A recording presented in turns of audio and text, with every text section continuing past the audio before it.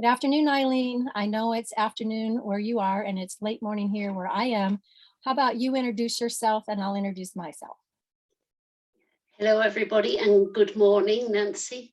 My name is Eileen Moynihan, and I write children's books and poetry and short stories. And I live in Ireland. And I'm Nancy Kuykendall in the United States in North Dakota. We are 6 hours behind Ireland, I believe, in time. And I write nonfiction and fiction. And Eileen and I today wanted to share our writing processes, because we may not do it exactly the same. And since we write different genres, we may have different ways of going about it. And so we just told you what our genres are. Eileen, children's books and poetry, me, nonfiction and fiction. And also you might see in this video how different our background looks. I am sitting in my office, which is quite eclectic and varied, and as yet, that's my background. I haven't changed it yet. And Eileen, tell us where you are. I'm in the spare bedroom where I usually do my Zoom meetings and other meetings online, but I usually write in the kitchen because it's handy for the kettle and everything else. Yes.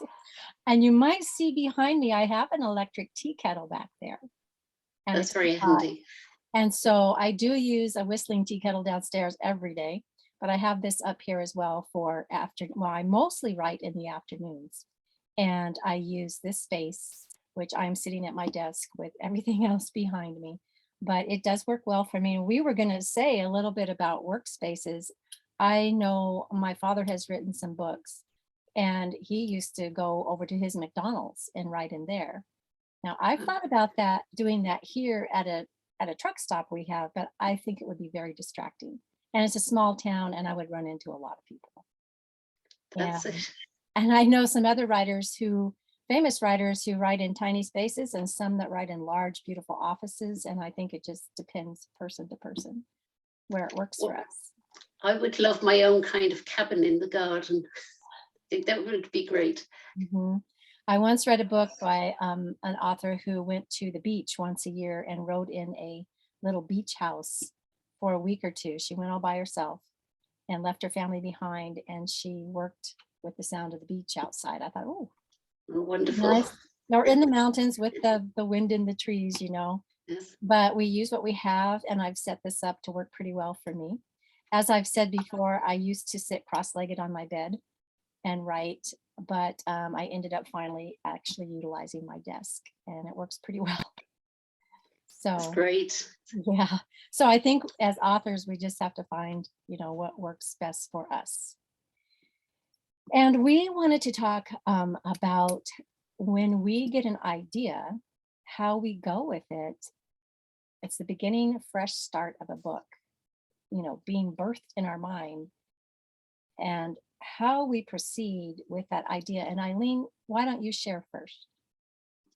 Well, with my children's books, it could be something I heard or something I remember from long ago. It just could be a phrase or a line from a poem that would set me off, and then my imagination takes over. So, for example, now my book, The Wreck of the Hesperus, was from a saying my father used to say when we were young and used to come in all untidy. He'd say, "You look like the wreck of the Hesperus." And I didn't know what that meant, but apparently it's from a poem that was written by Longfellow about a real shipwreck called The Wreck of the Hesperus. But in my own mind, I thought it was some strange creature. So I thought that'd be a great idea for a children's book. So in my book, the little boy's mother says he looks like the wreck of the Hesperus, and he meets the wreck of the Hesperus. So that's one idea. Mm-hmm. Another one I had, it was Rory Gumboots. It's the hedgehog who wears red gumboots, or Wellington boots, as we say here. And I don't know where he came from. I always loved hedgehogs. Okay. And the name just came into my head one day. And I went off from there. And where he lived was Notting Head Nook. Mm-hmm. and the whole place where they lived was under threat from machines. He thought they were monsters, but they were like excavators. Okay. And so they have a meeting of all the animals and they try to decide what to do. So, but they're saved at the end of the day. Yay. And my latest book, Bunny Bob and the White Stuff, that was when my son was very young. He's nearing 40 now. We used to have some tapes in the car of Thomas the Tank Engine. And there was a saying that snow was silly white stuff. And that kind of stuck in my head because it was very repetitive. It was silly soft stuff, I think. Okay.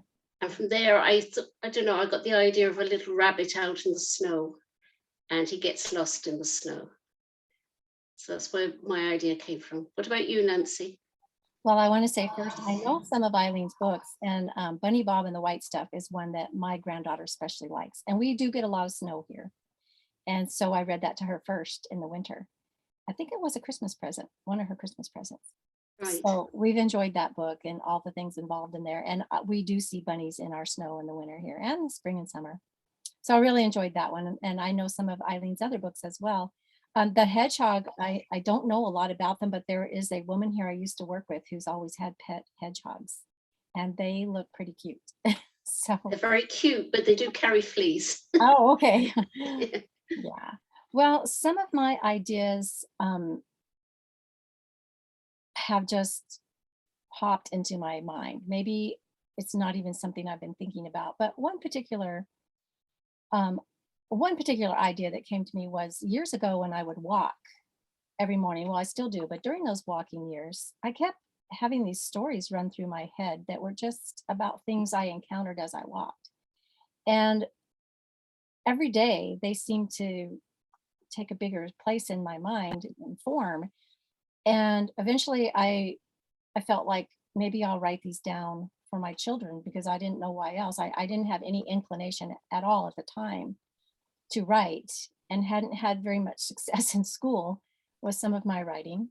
Had a bad experience with a college professor, and it was nothing in my mind, but it was something at that time God called me to do. And my first stories that had been formed while walking, became my first book. And it's just a book of nonfiction short stories, just random short stories. I had another book like that, but there was a time when I was working, when we moved here to North Dakota, and every single day I would hear people talk about how tired they were. They didn't sleep the night before. Either they couldn't go to sleep or they woke up really early in the morning and couldn't get back to sleep. And it was a daily conversation all around me. That wasn't something I particularly struggled with, at least not ongoing. And I thought, what are the reasons that so many of us don't sleep? And that spurred a book that I wrote called Now I Lay Me Down to Sleep, and it's called Help and Hope for the Sleepless as a subtitle. And it's common, ordinary things that might keep us awake. It's not medical by any means.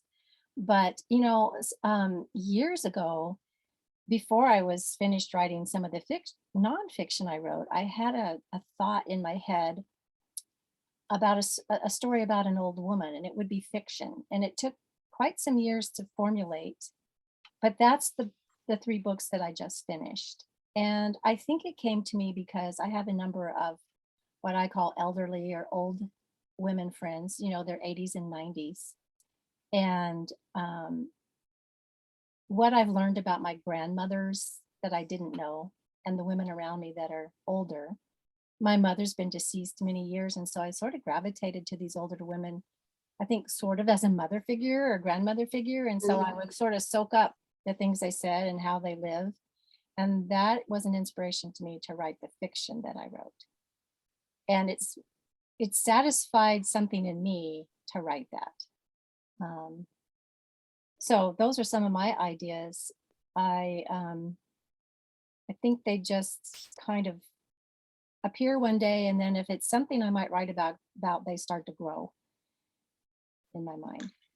Yes, I'm sure there's somebody up there helping us, guiding our thoughts, maybe. And I So, think that's very true because I really wanted to write that fiction, but I had no idea how. And I always thought that writing fiction would be far beyond me. And so I stepped in nonfiction because I felt very in tune with writing.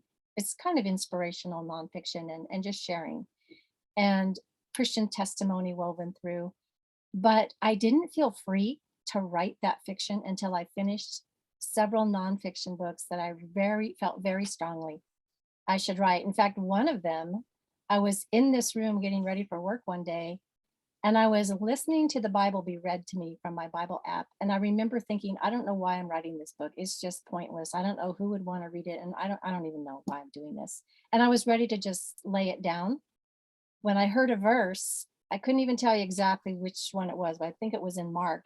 And it stopped me because I just heard this message say, "What? You're going to turn your back on the work I gave you to do?" And I truly did not feel free to write that fiction until I finished writing the last nonfiction book that I've written and then did that series of fiction. So I think you're right. We can have a call on us no matter what it is, poetry, children's books, nonfiction or fiction. We can have a call on us to do that job. Because often I just say, I suppose it's like a prayer, kind of help me put some thoughts in my head kind of thing, and then they come. Mm-hmm. And I could be in the shower or anywhere and oh yes. Mm-hmm. That's for me too. And I get a lot of inspiration when I'm out walking, because anytime I'm out walking, we have sort of a countryside near us that I can get out into, and seeing the wildflowers in the field or the animals and just the sun in the sky. We have a big sky here, and I get a lot of inspiration then, and I'll just start things running through my head that I wish I was taping from my head, because I get home and sometimes it doesn't come out the exact same way. But over time, I can get it where I want it. Yeah, I think nature is definitely inspiring. Mm-hmm. It's very good to get out in nature, and it helps your thoughts as well. It does. That is for me. The animals, the trees are very inspiring to me. The flowers. Yes, so many things. I've written so many things about nature, but it's very inspiring. Even the rain and the snow, very inspiring to me. But now when you're writing, I know in nonfiction, I didn't really have characters. I was sharing my life stories or observations,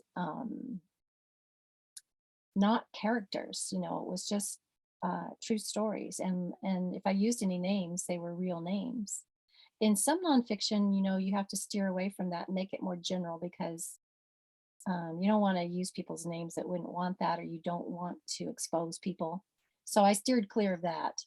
But when it came to the fiction, I knew I had one character. I had the old woman. And one of my favorite things in writing that fiction was coming up with character names. So you've written fiction for the children's books. So tell us how you came up with your characters.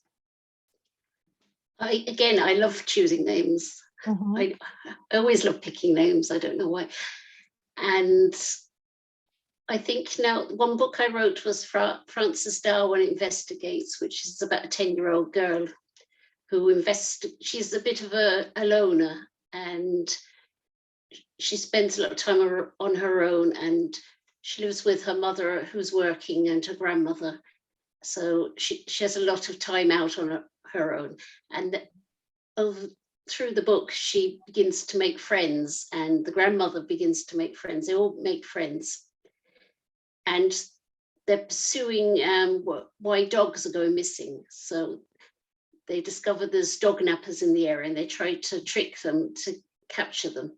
So Frances Darwin, I think there's a lot of me in her, as I remember myself at that age. Mm-hmm. I was always going off on little adventures and exploring. Probably I should have done.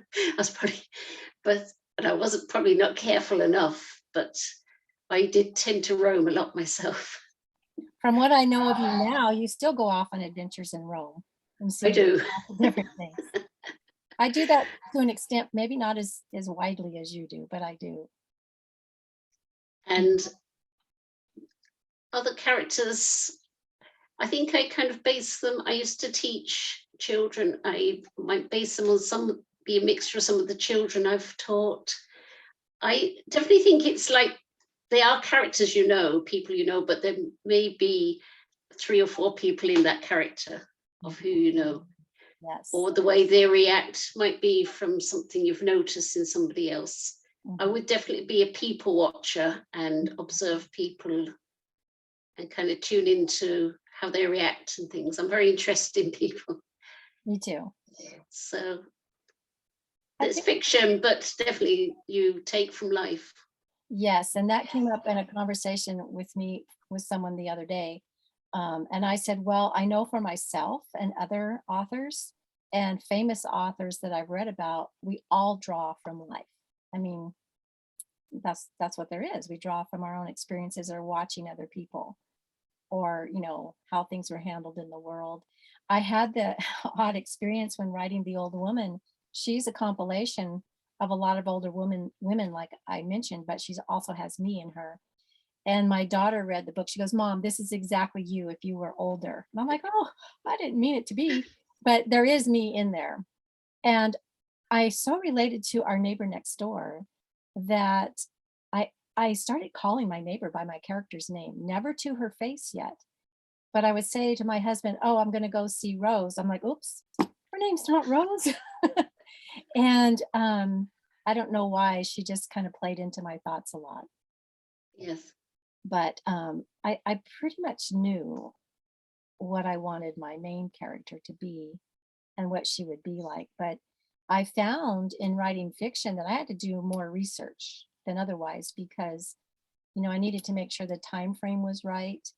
I wanted her to have two children plus a miscarriage, and like, what are their ages? What would be the right ages for her age and that time period? She's not way far back, but what would be the right ages? And again, it was fun naming them. What would be common names then? What would be her full name and her husband's? And that part was fun, but keeping track of the time frame through the three books, I had to stop and take notes, and also look back at calendars from years before, because that book takes place through like 2011, 12, and 13. So a little bit behind us. And I just needed to know what day of the week was that date, because it has Yes. to play into the story correctly. And it had to make sense. And I really did have to spend quite a bit of time thinking that through and looking things up and take notes so that I didn't destroy the timeline.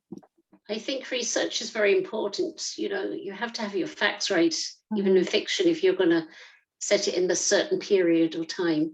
Or if mhm. you're writing about animals or flowers, you have to know your facts and look them up. Right, because this book goes through several seasons, and I'm like, well, oh, I know I was going to have her birthday be a certain month that would match up with my one of my aunt's birthday, who's been deceased a long time. But then when I was writing the story, I realized, oh, this can't happen in April where she lives. It's still pretty much winter in Yes. April, so they can't do that for her birthday. And so I had to change her birthday to June. And little things like that. And especially if it's a series, like, honestly, I did find I said something in the first book that is a little different and by the third book, because of that timeline. I'm like, oops, but it's not so drastic that it destroys anything, but it was a little bit of a timeline error. But Do you find plotting very difficult when you're doing your books?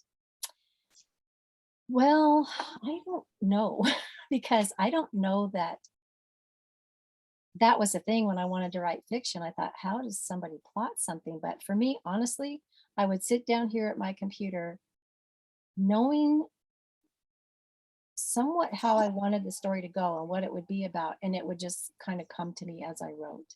I can't say, that's something else we were going to talk about too, is like, do we outline or not? And I'm not an outliner, but I do have to take notes. But I don't map out my whole story on paper at all. I kind of go with the flow as I write. How about you? Well, with children's books, which are quite short, I usually go with the flow and it comes to me as I'm writing along. Mhm. Now, when I did the book Frances Darwin Investigates, that was chapters, and I'd written so many chapters, and then I thought, well, I have to start planning a bit to know what's going to happen next and how that's going to happen. So I did a kind of an outline and tried to Mm. fit in with that. Then sometimes the characters took over in my head and it might go a different way, slightly Mhm. different way. Yeah. So I think you have to have some idea. If it's a bit longer, you Mhm. have to have some idea of where you're going. Mhm. That's true. And I had to struggle with like exactly how would the series end. And a few readers who have mothers the age of the woman in the book, they're like, "Oh, you're not going to end with her demise, are you?" I said, "Oh no, absolutely not." And the third book is the end, and it does have an ending, but several readers had asked me about a fourth book. And I said, "Well, I think I gave it an ending, but ever since then," and this is when thoughts often come to me in the middle of the night, I'll wake up and say, "Oh, I could do this or I could write that," you know. And I already have a fourth book, the beginning and the ending, and I'm working on the middle, though I haven't started writing it yet. I have a lot of ideas for a fourth book. So I told one of them, I wrote her and said, "Well, you might be right. There might be a fourth book." And, but I'm having to think out how that would go again with the timeline and how much space will it cover before the ending, you know? Do you think that'll be your last book, or do you think you can leave it open just to have an open ending? Maybe. And now, see, when I thought that I pretty well closed out with the third book, apparently some readers feel like there's room for more because they'll say, "Okay, now I need to know what happens." And I'm like, "Oh, well, that's what happened." But there is kind of Yes. room. There is room because the choice she made in her life and where she went, there is room for to write more. But I think I needed a break from it, and so I'm planning to do that fourth book next year because I'm working on a nonfiction again right now.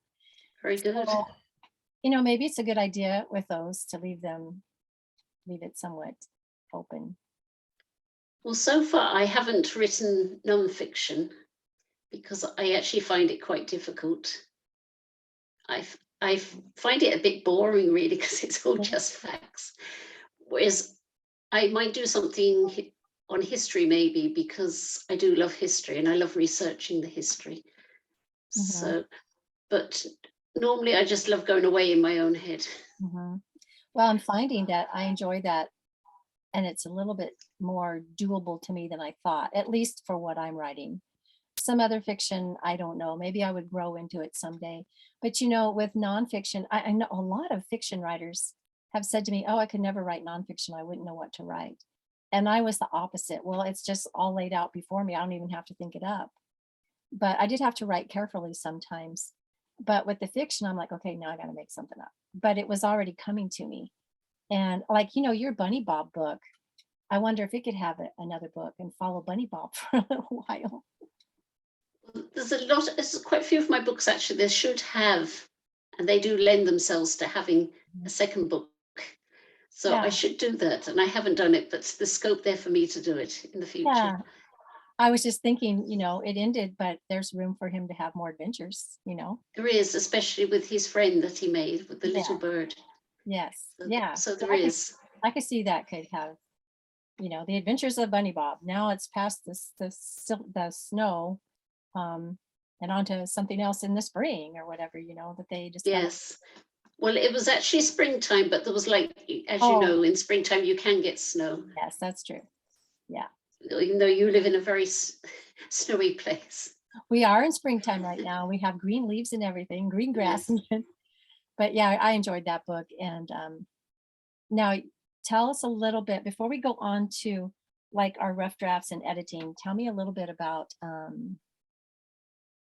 the poetry books.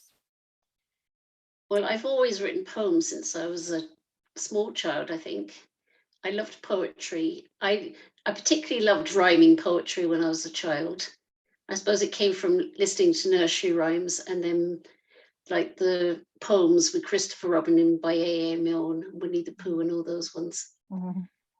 And my mother used to read Robert Louis Stevenson's Children's Garden Verses, I think that's what it's called. Hmm. And I just love the sense of the rhythm and the flow and the da di da di da. And Mhm. then as I got older, then I realized all poetry didn't have to rhyme, even though I do find myself keep going back to it.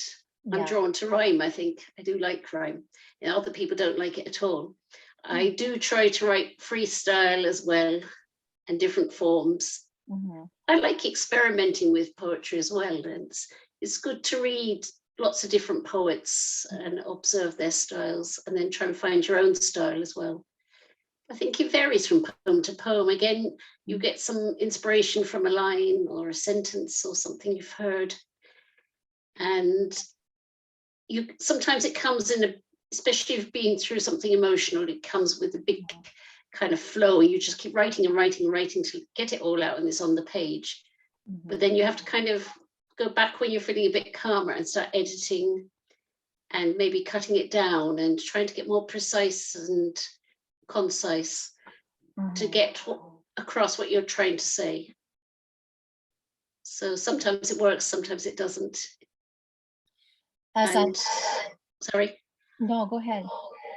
So I think sometimes you can get great satisfaction. You say, well, to me, that's a good poem. And other times you think, well, it's okay, it's not great. But then somebody else might read it and think it's good. So it's all different points of view. Like, I guess in any writing, it's pretty subjective, Is that right? Yes, definitely it is. I'm trying to think if I used the right word there for a minute.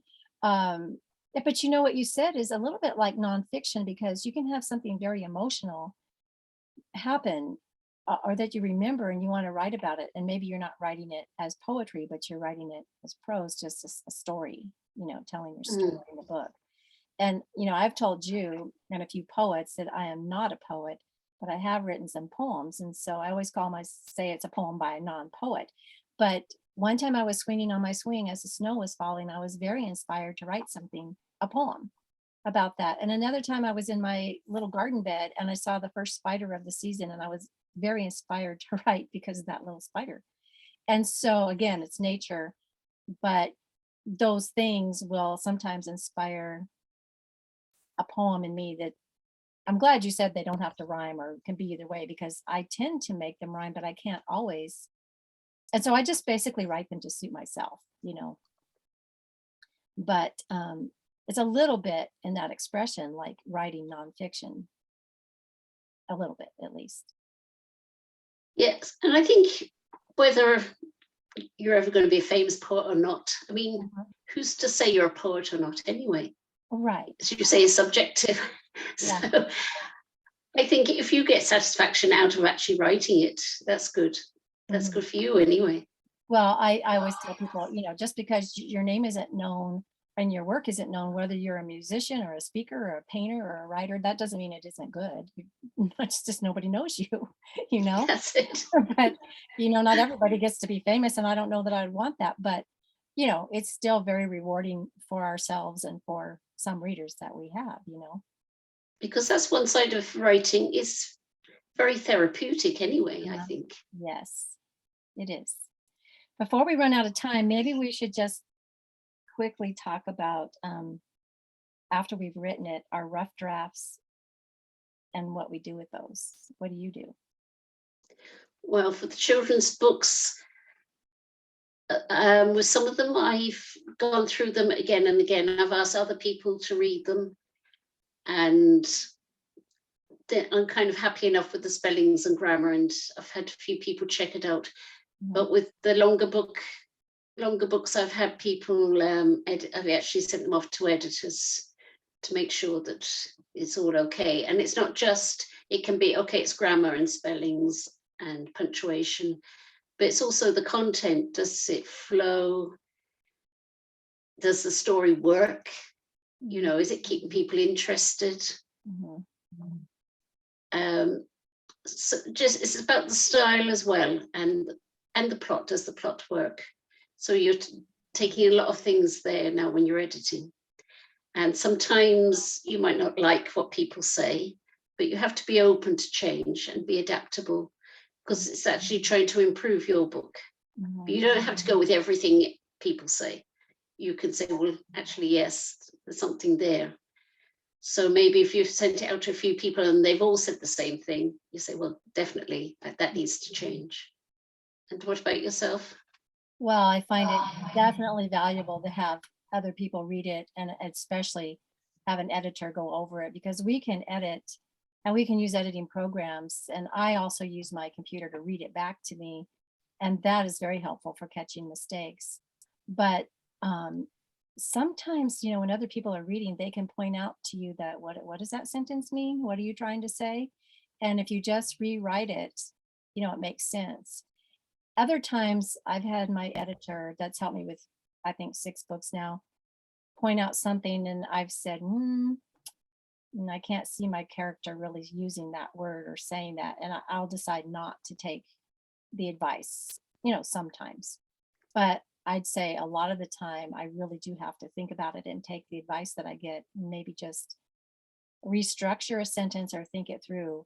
Or, for me, especially in the beginning, get rid of redundancies, or repetitive words. And I've cleaned that up a lot through time because that was a big thing I needed to clean up. So Yeah, it's helpful. You can't see all that yourself, excuse me, it takes somebody else. sometimes I do very convoluted sentences, so I need Yeah. somebody to kind of unravel them. I'm like, well, it made perfect sense to me, but it doesn't make perfect sense to anybody else. Going all around the houses trying to say what I was trying to say. Yeah, it really is helpful. And some of the editing programs like Pro Writing Aid and Grammarly, those that are well known, Yes. others, they can, catch little typos and misspellings pretty quickly, even if you don't use them for the rest. They can catch that. And I think one of the big things for me was when I started having the computer voice read back to me. And Yes. whether I was following along or not, suddenly I'm like, what? What did that say? And I go look and the word is wrong. I spelled it wrong, or it said the instead of then, or something like that, And it That's just, why I often find out when I'm in the writers group and Mhm. I've written something for that meeting, and I think it's fine, and then I'm reading out loud and saying, oh, Yeah, I've done that twice, or I've repeated the same words over and over. I know. We have a local writers group here and we read to each other. And every single one of us has been reading and go, wait a minute, I got to fix that. Yes. That didn't make sense. And everybody just laughs because we catch our own mistakes as we're reading it. So it's very important to read it out and maybe tape yourself and listen back to yourself. Yes. I've been doing that for practice, reading my work aloud. Eileen, we were going to continue. I'm thinking that for the next process after editing, what do you think about this? After editing, and we have our manuscript ready to format, maybe we can save that for our very next video. What do you think? I think that's a great idea. Okay, because it's going into a different subject matter. We had planned to go a little bit farther, but we've covered quite a few other things, pretty deeply. And maybe we could save that because that has quite a bit to it too. And our intent, Eileen and I have agreed, we met each other through Christian Authors Community and Services. And we would not have met probably being on the opposite sides of the ocean. And we have been in the group just about the same length of time. You were in a little bit before I was. But Christian Authors Community is very helpful in meeting other authors and working together and learning the things we do about writing and formatting and editing and everything else, publishing. And there are services to help us, with our work if we want to hire somebody within the community. And so I am really happy to have Christian Authors Community and Services and to have met you, Eileen. And yes, they've been such a great help to me and opened my eyes to lots of new ideas. Me too. Like lately they were talking about doing audiobooks, so I'm looking at that at the moment. Yeah. And I'm finding that quite an exciting thing to do. It is. And I've tweaked it a little bit, and I'm reading from a book on my podcast using that as my audiobook presently. But there's been a lot of resources and a lot of fun meeting people. And what Eileen and I would like to do in chatting through our videos and talking with each other and sharing with each other is also share with other authors within or outside of the group.